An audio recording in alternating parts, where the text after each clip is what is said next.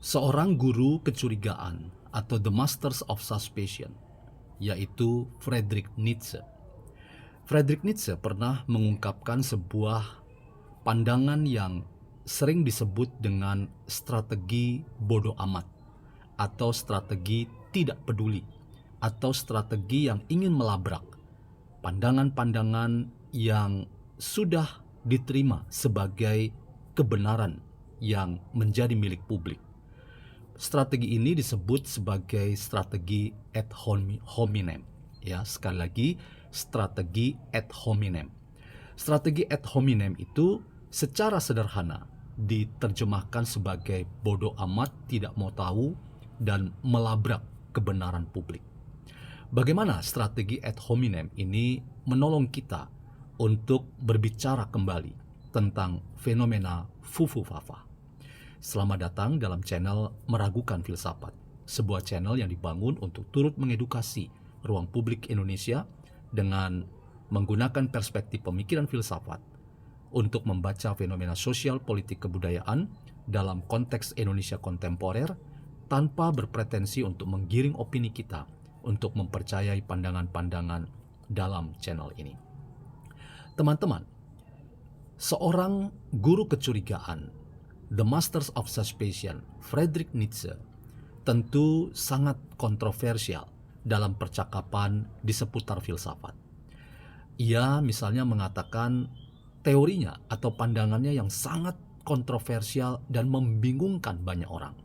Misalnya ia mengatakan tentang Tuhan yang sudah mati.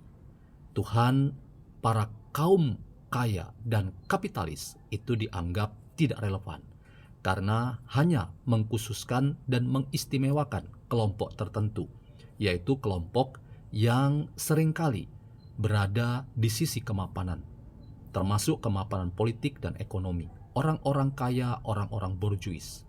Dan Tuhan yang tidak dekat dengan orang miskin, orang yang papa, orang yang sederhana, itu membingungkan. Dan karena itu bagi seorang Nietzsche, Tuhan yang hanya berpihak pada orang kaya, mereka yang punya kapital, mereka yang berada dari sisi kaum borjuis harus diselesaikan atau dimatikan. Pandangan yang lain yang menarik dalam rangka percakapan kita tentang fufu-fafa adalah bagaimana strategi ad hominem yang artinya itu adalah bodoh amat, nggak peduli, dan melabrak seluruh kebenaran publik itu dipakai oleh orang-orang tertentu atau kelompok-kelompok tertentu. Dan saya katakan bahwa strategi ad hominem itu sangat kuat terasa pada penggunaan strategi ini oleh orang yang bernama Roy Suryo. Roy Suryo yang mencoba mengkapitalisasi secara sistematis terkait dengan percakapan di seputar fufu-fafa yang membingungkan dan meresahkan banyak pihak. Itu antara lain bisa kita katakan strategi ad hominem yang bodoh amat, tidak mau tahu, melabrak kebenaran publik. Itulah yang sedang dipakai oleh seorang Roy Suryo. Strategi ad hominem yang melabrak kebenaran umum atau kebenaran publik itu misalnya adalah menempatkan seorang Gibran Rakabuming Raka adalah wakil presiden yang mendampingi sang presiden Prabowo Subianto dan bahkan telah memenangkan kontestasi dan telah dilantik resmi. Dan secara konstitusional, kekuatan, legasi, dan legitimasi seorang Gibran itu sangat mendasar. Dan itulah yang saya sebut dengan kebenaran publik. Terlepas bahwa ada banyak kontroversi di seputar majunya sosok Gibran yang mendampingi Prabowo, tetapi realitas politik dan realitas publik kita hari ini menempatkan Gibran adalah wakil presiden kita. Itulah teman-teman yang saya katakan sebagai kebenaran publik. Dan ketika strategi ad hominem tetap dipelihara, dimunculkan, dan berulang-ulang secara terstruktur, sistematis, dan masif atau TSM, itu dipakai menyerang rezim pemerintahan Prabowo Gibran, dan secara khusus mendemigrasi dan melemahkan, bahkan ingin mendelete atau menghapus jejak dari sosok yang bernama Gibran. Itulah salah satu kekuatan yang digunakan oleh seorang Roy Suryo untuk memastikan bahwa fenomena atau istilah Fufufafa itu adalah strategi ad hominem yang dipakai olehnya. Dalam rangka apa? Dalam rangka menyerang rezim ini. Dalam rangka menyerang kebenaran publik yang secara konstitusional telah menempatkan Gibran adalah wakil presiden kita. Inilah strategi yang bodoh amat tidak mau tahu dan melabrak seluruh kepakeman dan kepantasan dan normalitas dalam rangka kita berbicara tentang demokrasi dan politik di tanah air kita, terkait dengan siapa sosok yang bernama Gibran yang hari ini adalah wakil presiden definitif.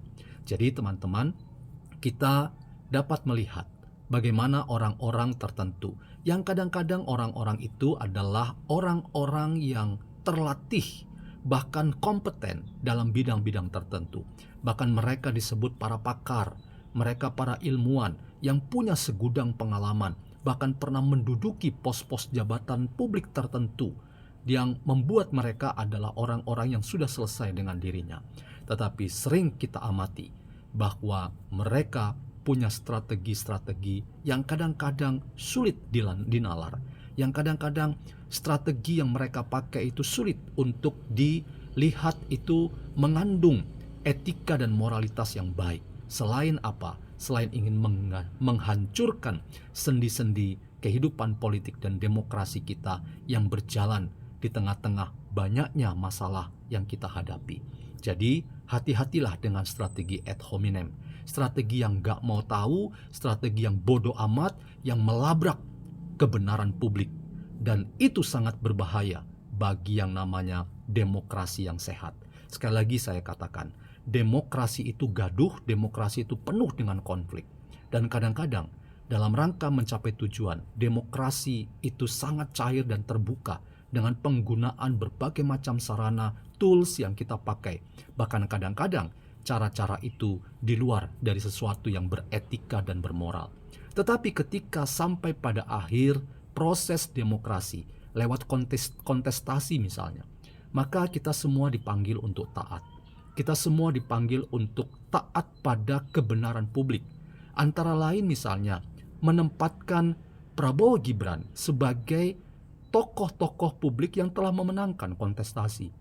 Bahkan Gibran misalnya yang diserang lewat strategi ad hominem Fufufafa itu sekali lagi harus diterima sebagai kebenaran publik. Yang di konteks itu kita masih harus memberi catatan yang serius bahwa kita harus memperbaiki di sana sini apa yang kita mesti lakukan untuk perbaikan sistem berdemokrasi kita. Tetapi teman-teman, strategi ad hominem kalau tidak diantisipasi dengan kontra narasi yang baik, maka kita hanya menjadi orang yang akan melemahkan demokrasi kita. Kita menjadi orang yang muka tembok dan bodoh amat dan bersikap sangat menentang kebenaran publik. Dalam hal ini, Gibran adalah wakil presiden kita. Jadi, strategi ad hominem seorang Roy Suryo yang bodoh amat gak mau tahu melabrak kebenaran publik itu adalah tantangan dalam rangka berdemokrasi kita hari ini. Kita katakan strategi ad hominem itu tidak mempan karena apa? Karena realitas politik kita menempatkan rezim pemerintahan Prabowo Gibran dan secara khusus Gibran adalah the real vice president kita.